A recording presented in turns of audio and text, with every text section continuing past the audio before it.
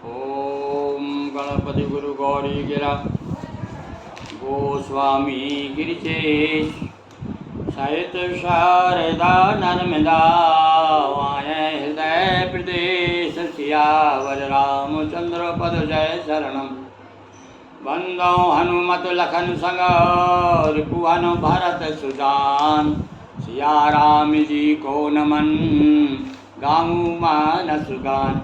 हाँ, आदरणीय श्रोताओं के भगवती राजराजेश्वरी नर्मदा की परम कृपा से जिनके सानिध्य में बैठकर हम उन्हें रामचरितमानस सुना रहे हैं। और अभी ऋग्वेद प्रारंभ किया है। वेद परिचय शीर्षक से वेद का परिचय होगा आपको कि वेद में क्या है और कुछ न कुछ का लाभ हमको मिलेगा।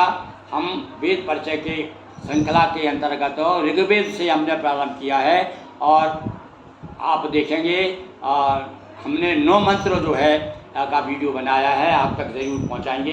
तो अब नित्य प्रति रामचरितमानस के साथ साथ में, क्योंकि तुलसीदास जी ने ये मुझे क्यों प्रेरणा मिली, तुलसीदास जी ने जगह जगह पर ये बार बार लिखा है कि वेद ऐसा कहता है भगवान राम के बारे में, भगवान हरि के बारे में, विष्णु के बारे में, शिव के बारे में वेद क्या कहता है, वेद क्या कहता है, वेद क्या कहता है।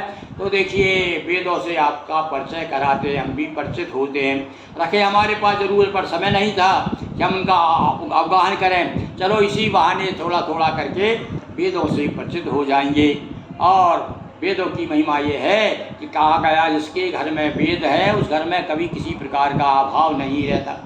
तो ये तो भगवती नर्मदा की परम कृपा है कि हमारे एक भक्त ने 4 वेद हमें भेंट किए हैं, तो उनका लाभ हम आप लोगों तक पहुंचा रहे हैं। और अभी तो देखिए 14 जनवरी से बराबर रामचरितमानस का एक दोहा चल रहा है। आज हम कहाँ तक आ गए हैं, चलिए 141 दोहा से लेकर के 142 दोहे तक का प्रसंग।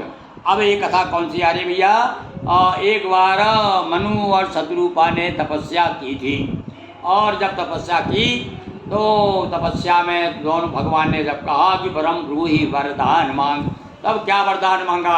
अब वो ये तीसरा कारण बता रहे हैं। अभी हमने आपको जय विजय की कथा सुना दी, नारद मोह की। एक बार तो नारद जी के कारण भगवान ने अवतार लिया, एक बार जो है जय विजय को श्राप के कारण, और अब देखिए मनु शत्रुपा के कारण भी, तपस्या के कारण भी भगवान जो है अनेक उनके अवतार के कारण हैं, अनेक हेतु हैं।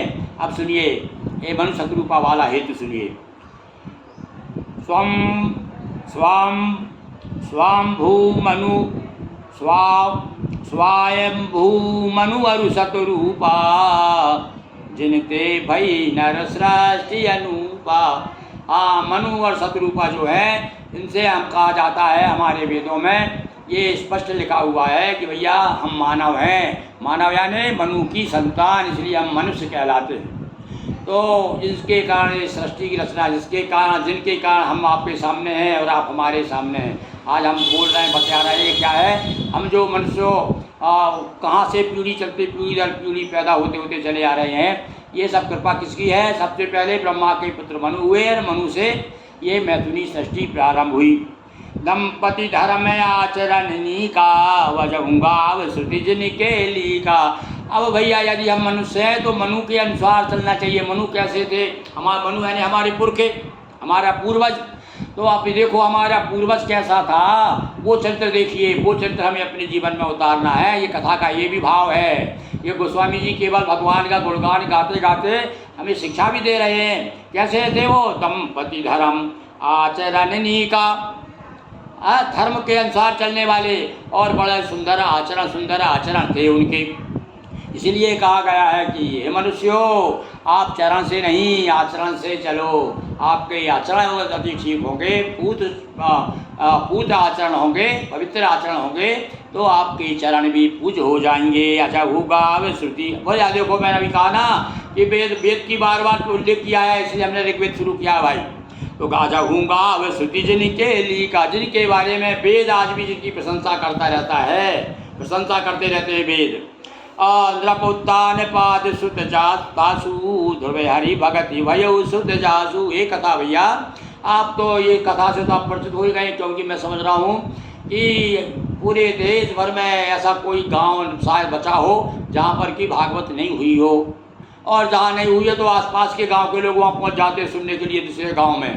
तो भैया भागवत की कथा है ये। उत्तानपाद नाम के राजा थे और मनु के थे उत्तानपाद, और उत्तानपाद के जो उत्तानपाद बड़े उनका पुत्र कौन हुआ? ध्रुव हुआ। अब ध्रुव की कथा सुनाएंगे आपको। उत्तानपाद की चर्चा कर रहे हैं। तो अजहू नृपोत्तानपाद सुत जातासु ध्रुव हरि भगत भयो सुत जासु। उसका पुत्र भगवान का बड़ा भक्त हुआ। कहते हैं भैया यदि जिस कुल में भक्त हो जाए तो 7 कुल आगे के और 7 कुल पीछे के आने वाले सब तर जाते हैं। ये भक्ति का बड़ा प्रभाव, बड़ा भक्ति का इतना महत्व, इतना महत्तम है। लघुसुत नाम प्रियावत ताही वेद पुराण प्रशंसय। फिर आ गए भैया वेद की बात हमारे गोस्वामी जी। तो ऐसा लगता है वेद हाथ में लेकर के उन्होंने लिखा है। पूरी रामचरितमानस सबसे पहले वेद जहाँ भी लिखते तुरंत वेद उनको आंखों के आगे वेद आ जाता है। अरे भैया वो प्रियवत और उत्तानपाद के छोटे भाई हैं, छोटा पुत्र उनका कौन का? मनु का। ये भी बड़ा वेद में बड़ी प्रशंसा की गई है उसकी। देवहूति पुनीता सुकुमारी जो मुनि कर दम के प्रिय नारी। एक बात और विशेष बता दें भाई, भागवत में भी है, इस बात को आपने ध्यान नहीं दिया होगा। सबसे पहले मनु के संतान हुई तो सबसे पहले पुत्रियाँ हुई। देखिए पहले पुत्रियाँ हुई हैं, बाद में पुत्रों का नाम आता है। पुत्रियाँ भी ज़्यादा है, पुत्र कम है। 3 पुत्रियाँ पुत्र 2। तो देखो यहाँ से शुरू होता है। तो वे देवहूति पुनीता सुकुमारी। देवहूति नाम की एक पुत्री थी उनकी। कौन की? मनु की। जो मुनि करदम की प्रिय नारी, जो करदम ऋषि को ब्याही गई थी। और भैया करदम ऋषि के बारे में बताते हैं वो कैसे महात्मा थे करदम ऋषि, मालूम है आपको? अरे भैया करदम ऋषि के पास ऐसा विमान था कि वो जब चाहते अपनी पत्नी को साथ लेकर के आकाश में घूमते रहते थे, और जब मन होता था तब पृथ्वी पे आकर के वो मकान का रूप धारण कर लेता था। ऐसे ऐसे महामना, ऐसे ऐसे तपस्वी हमारे देश में हो गए हैं। आदिदेव प्रभु दीन दयाला जठर धर्यो जय कपिल कुमारा कपिल कृपाला। और इन्हीं करदम ऋषि के यहाँ, देवहूति के यहाँ पर कौन हुए? बोले भैया कपिल भगवान हुए। वो कपिल जो भागीरथ की कथा आपने जानी हो, देखी होगी कि भागीरथ के जो पूर्वज थे और 60,000 जिनको भस्म कर दिया था, वही कपिल मान भगवान है। और इनकी गलती नहीं हुई, वो तो उनकी गलती से हुआ ही सब। तो ये कपिल भगवान अपनी माता को इन्होंने सांख्य शास्त्र का ज्ञान दिया और उसके बाद में तपस्या करने चले गए। ये भगवान कपिल देव की बात कथा कह रहे हैं। कहाँ से शुरू देखो आप, षष्ठी क्रम बता दिया हमारे गोस्वामी जी ने।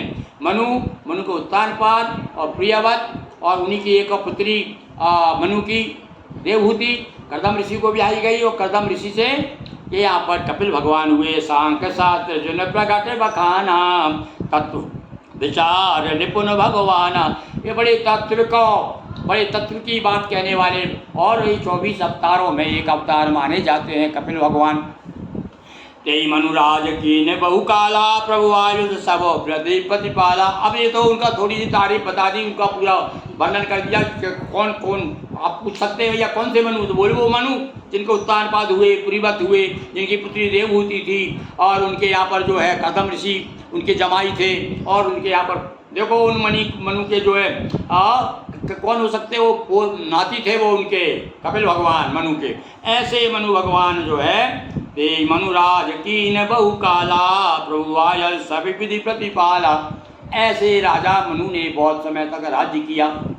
हो न विषय विराग भवन बसत चौथपन हृदय बहुत दुख लाग जन्म गयो हरि भगति बिनो।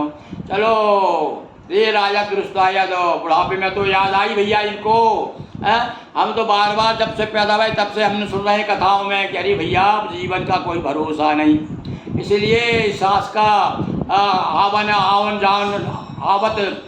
जान ना हो, नवाने कब आ जाए कब चली जाए। देखिए बहुत सुंदर एक बात लिखी है, मुझे कभी कभी बड़ी अपील करती है वो बात। कौन सी? कबीरदास जी ने कहा है कि 9 द्वारे को पिंजरा तामे पंछी पौन और रहने को अचरज है गए अचंबा कौन। अरे जो सांस चल रही है ना, ये 9 द्वार है, इसमें खुले हुए हैं सारे के सारे। बड़े अफसोस की बात है, ये जो हवा रूपी जो पंछी है इसमें रह रहा है, और हमें आश्चर्य जाने का आश्चर्य नहीं है, क्योंकि खुले दरवाजे कभी भी चला जाए, पर आश्चर्य तो इस बात का ये रह कैसे रहा है, ये देखिए सबसे बड़ी बात ये है। तो भैया यहाँ ध्यान क्या हुआ, मनु महाराज ने बहुत राज्य किया, पर बाद में जब उनको होश आया कि भैया भगवान की भक्ति भी करना है, अरे जो जिसने जीवन दिया है उनको स्मरण भी तो करना है, तो अब हमारी भी अवस्था आ गई चौथपन जैसे मनु के साथ हो रहा ना।